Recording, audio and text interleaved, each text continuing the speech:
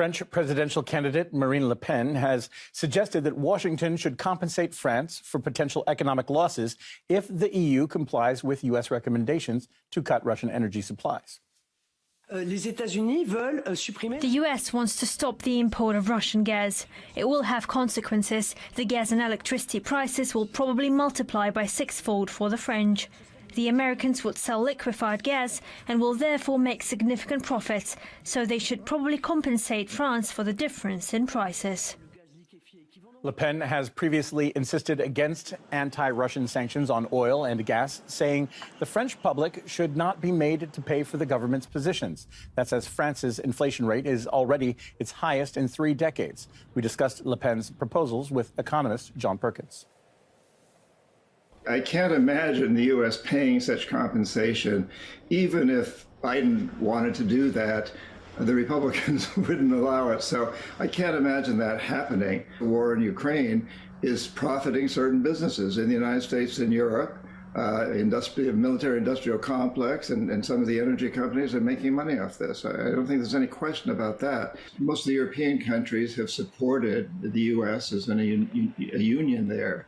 If Le Pen is elected, then that'll break down to some degree, and we'll see what happens with the rest of the countries. But I think there's been a real attempt to keep NATO together and to keep the European Union together here. And the countries of Europe do not want to aggravate the United States at this point in time. Britons are also seeming to lose faith in the sanctions, as a new poll has revealed that the number of those who would accept fuel price hikes as a result of the sanctions against Russia has plummeted to 36%, down from 50% last month. Furthermore, 54% of respondents believe the financial situation in the UK has deteriorated since the latest wave of measures against Russia. That comes amid soaring fuel and food prices in Europe as Western sanctions hit Russia's transport and energy supply lines.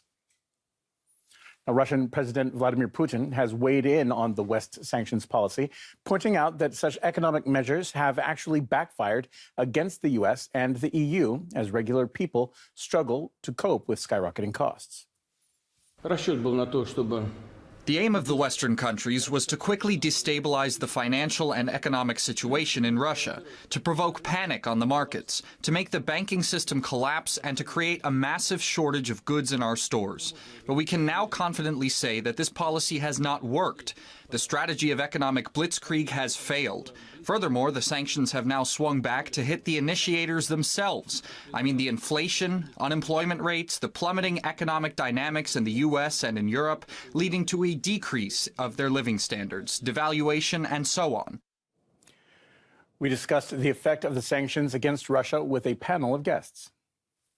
I think the Europeans underestimated the resilience of the Russian economy, which is quite foolish because they should have known from their experience with Iran that sanctions targeting women and children basically are not going to bring about the sort of change that Europeans and Americans look for. The EU, the European countries, are not in a position to impose sanctions on Russia, in particular on the energy sector.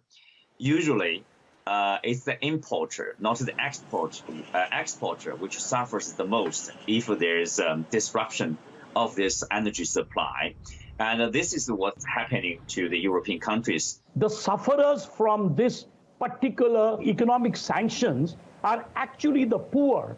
It's the poor who gets the major brunt of it, and the middle class. The leaders in Europe who's claiming that people should be eating less of meat and, having less of bath, they'll be the first one to waste water in having a full bath and eating meat every day. People are suffering across Europe because of the increased price of fuel, because of the increase in the price of food, and because of the general rapid increase in inflation. So when leaders speak in that sort of language, calling on people to shower less or to eat less, I think it's more insulting to the bulk of society than anything else. And the only people who will probably take him or her seriously are elites like themselves. When the harsh reality bites the people's living standard.